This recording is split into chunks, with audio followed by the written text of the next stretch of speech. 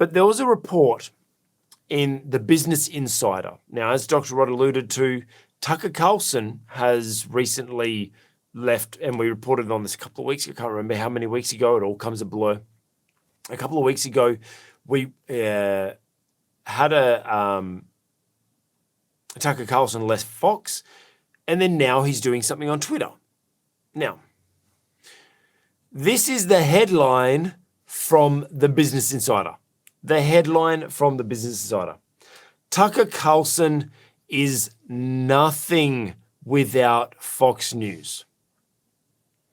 Tucker Carlson is nothing without Fox News. And his sad Twitter broadcast debut proves it. Okay, let's look at this. Let's go across to Twitter and have a look at Tucker's page. Let's see if we can zoom in on this a little bit. Let me scroll down to episode 1 that was released a week ago. 1 week. Look at that number there. 116 million views. 116 million views. I think it was well over 10 within the first day. It hit those numbers pretty much straight away. I remember hearing numbers of like within 24 hours afterwards, it was around about the 30 million. Now 116 million. His second episode that was released a couple of days later, 56 million. And his latest one, which was released 3 hours, already almost 8 million views.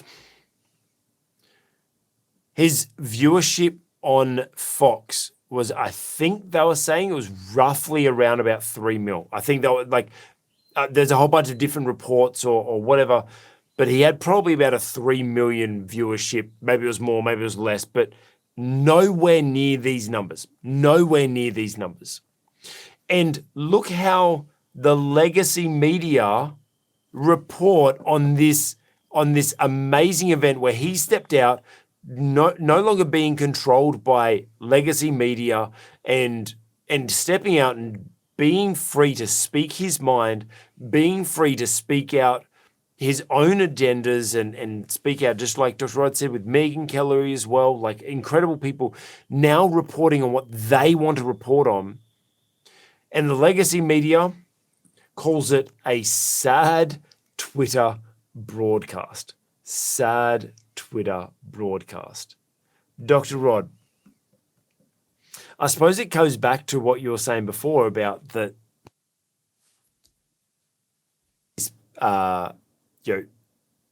the old school is just to attack, and new school is well, having a conversation. Why would you make a headline like this that is completely false, that is just so diluted? Why? Well, first of all, it's not news. It's just an opinion. Yes. That's someone's opinion. I thought that was sad. I tell you what, I'm looking forward to making my sad Twitter debut. Yes, I would 65 million, 116 million views now. Yeah. I'd love to get 7.8 million views, within a couple of hours of posting something up on social media. But the other thing is, why on earth is the Business Insider even reporting on it? What fair dinkum. And look, I haven't listened to his third episode because I listened to his second episode twice while I was having a shower this morning. So that meant I was in the shower for 24 minutes. Like you, I do listen in the shower as well, as when I often drive 300 kilometres a day between meetings. And I spend a lot of time in the car listening to podcasts as well. But look, Business Insider, number one, why are they interested? And number two, I'm not that interested in their opinion. I like to look at the data, and I also like to look at the content. And look, his the first episode, I would say it wasn't that brilliant. Yeah. And of course, it's not a half hour program as it used to be. And so he's not interviewing guests at the moment or anything like that. It's just his opinion. But I'll tell you what, the second episode was very, very strong. And in that he charted the gradual decline of what you might call the solid moral base of the United States in particular, but Western civilization in general. It was very good because he alluded to facts. Yes, there was also some opinion in there as well, and I didn't agree with everything he said, but so what? He doesn't have to agree with me. I don't have to agree with him. But it was stimulating. It was focused.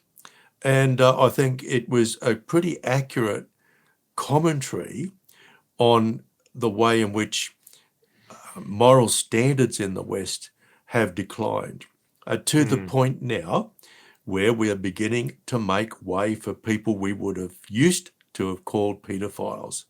And we're now showing sympathy to people who are young person attracted. That was his point. No wonder so many people are watching it, because this worries us. Yeah. This worries us. It worries us when we can't rely on the old institutions to maintain the standards that we're used to. It worries us when, just like the Queen of Hearts said, words mean what I mean them to mean, or whatever I want them to mean. We're living in this kind of world. This is what it was commenting. A lot of people are with him on that. So no, there was nothing sad about his first post there on Twitter. Nothing sad at all. And if it was that sad, why would Fox issue a cease and desist order in any case? Yes. And remind him that he's still actually under contract to him. I don't understand how his contract works, but I don't know how much strength his contract would have when it was Fox who showed him the door. Yeah. Well, I think what's happened is his show was cancelled, but he's still technically employed by them. Yeah, so they still technically own him. And I suppose part that's of his, right, yeah. But all he's doing is he's just posting on social media. No, well, what he's saying is I'm just exercising my right to free speech. Yeah. He hasn't even called it a show. So, No. but who knows? I mean, the lawyers are going to have a field day here. But again, look, it just goes to show the power of a bit of entrepreneurship, access to social media, and the freedom that people have to make the choice to watch it. Yeah. And there are a lot of people who are exercising the freedom. And see, these freedoms are being proscribed for us in so many areas now, but not here. And I think we're just seeing this, what I called consumer sovereignty last week. We're seeing that exercise. And my own opinion, and it is an opinion, my own opinion, is that he has something to contribute to the discussion in the public square. Yeah. And I appreciate what he's doing. I don't agree with it all, but I do appreciate it. So this shift in leadership, if obviously there's this big, there's this kind of like a mass exodus, almost so to speak, and there's this transition towards somewhere like Twitter that is now seems to be the free speech place where Tucker Carlson has gone. The Daily Wire are now launching their stuff on Twitter. There's now this big push across to a new platform, and even away from even places like YouTube, because even just another story I wanted to report on was, in the last 24, 48 hours that YouTube have even banned Candace Owens and Michael Knowles and people like that there's now this, even YouTube is almost considered the old guard, so to speak, or whatever. There's this transition, mass exodus or transition to Twitter and places like Rumble, etc. What do you think we need to learn as leaders about this change? So kind of let me position it a little bit more. There was a big shift from newspaper to television, right? and there was this big transition where like Mad Money or whatever they were called, like the advertisers, the newspaper advertisers back in the day. I'm trying to remember what the TV show was. There was a Netflix show that I remember watching called Mad Men. That was it, Mad Men, and it was just back in the day they had controlled the newspapers, and it was kind of this and then radio came along, and TV came along, and then now TV, then cable, and then social media, and even it almost seems like there's now yet another changing of the guard from almost traditional social media like Facebook and YouTube to now everyone's going to the alternatives. What should we be aware of in this changing of season from different types of media? Look, I think we have to be aware of the need to be aware of the changes that technology is bringing. Yeah. And that, look, if you're in a legacy industry of any kind, you've just got to be really, really careful you don't get stuck there. Yeah. And again, look, it's the entrepreneurs who are going to bring us out. It's the entrepreneurs who see whenever there's a problem, they actually see it as an opportunity. That's their gift. And so I think one of the issues for the legacy media, like broadsheet newspapers, a few years ago, many of them, and they're gone. They're gone. Some of them have been able to make the transition to digital formats. Some of them have been more successful than others. Some just hanging in there, probably.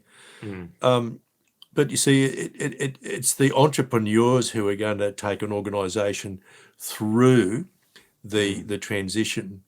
So in a way, what we need to be aware of is that we need to be aware of the changes that are happening in technology and the changes that are going on within our society.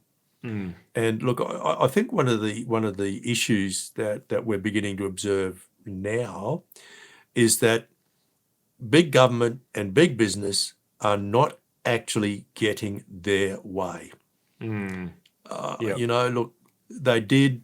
A lot of stuff happened during COVID, and much of what they suppressed at that time, the lies we were told, that's beginning to come into the open now. And I think confidence in big business and big government is declining, but not universally. It's not happening right across the population.